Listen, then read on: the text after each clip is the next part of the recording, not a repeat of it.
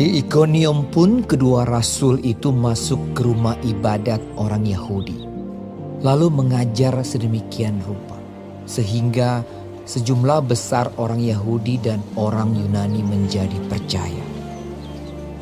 Tetapi orang-orang Yahudi yang menolak pemberitaan mereka memanaskan hati orang-orang yang tidak mengenal Allah dan membuat mereka gusar terhadap saudara-saudara itu.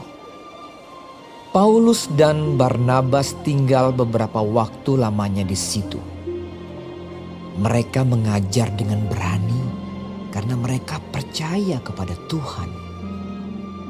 Dan Tuhan menguatkan berita tentang kasih karunia-Nya dengan mengaruniakan kepada mereka kuasa untuk mengadakan tanda-tanda dan mujizat-mujizat. Tetapi orang banyak di kota itu terbelah menjadi dua. Ada yang memihak kepada orang Yahudi, ada pula yang memihak kepada kedua rasul itu. Maka mulailah orang-orang yang tidak mengenal Allah dan orang-orang Yahudi bersama-sama dengan pemimpin-pemimpin mereka menimbulkan suatu gerakan untuk menyiksa dan melempari kedua rasul itu dengan batu. Setelah rasul-rasul itu mengetahuinya, menyingkirlah mereka ke kota-kota di Likaonia, yaitu Listra dan Derbe dan daerah sekitarnya. Di situ mereka memberitakan Injil. Di Listra ada seorang yang duduk saja karena lemah kakinya dan lumpuh sejak ia dilahirkan dan belum pernah dapat berjalan. Ia duduk mendengarkan ketika Paulus berbicara.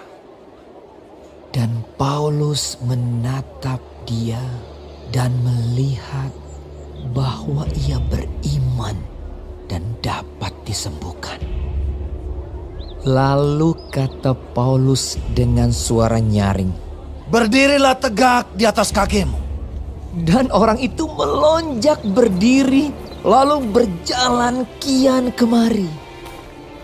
Ketika orang banyak melihat apa yang telah diperbuat Paulus, mereka itu berseru dalam bahasa Likaonia, "Dewa-dewa telah turun ke tengah-tengah kita dalam rupa manusia." Barnabas mereka sebut Zeus dan Paulus mereka sebut Hermes karena ia yang berbicara. Maka datanglah imam dewa Zeus yang kuilnya terletak di luar kota, membawa lembu-lembu jantan dan karangan-karangan bunga ke pintu gerbang kota untuk mempersembahkan korban bersama-sama dengan orang banyak kepada rasul-rasul itu. Mendengar itu Barnabas dan Paulus mengoyakkan pakaian mereka, lalu terjun ke tengah-tengah orang banyak itu sambil berseru, "Hai kamu sekalian, mengapa kamu berbuat demikian? Kami ini adalah manusia biasa, sama seperti kamu. Kami ada di sini untuk memberitakan Injil kepada kamu, supaya kamu meninggalkan perbuatan sia-sia ini dan berbalik kepada Allah yang hidup, yang telah menjadikan langit dan bumi, laut dan segala isinya. Dalam zaman yang lampau, Allah membiarkan semua bangsa menuruti jalannya masing-masing. Namun ia bukan tidak menyatakan dirinya dengan berbagai-bagai kebajikan, yaitu dengan menurunkan hujan dari langit dan dengan memberikan musim-musim subur bagi kamu. Ia memuaskan hatimu dengan makanan dan kegembiraan." Walaupun rasul-rasul itu berkata demikian, namun hampir-hampir tidak dapat mereka mencegah orang banyak mempersembahkan korban kepada mereka.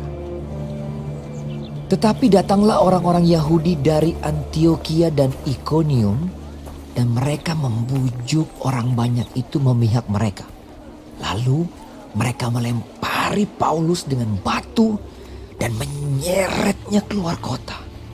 karena mereka menyangka bahwa ia telah mati. Akan tetapi, ketika murid-murid itu berdiri mengelilingi dia, bangkitlah ia lalu masuk ke dalam kota. Keesokan harinya, berangkatlah ia bersama-sama dengan Barnabas ke Derbe.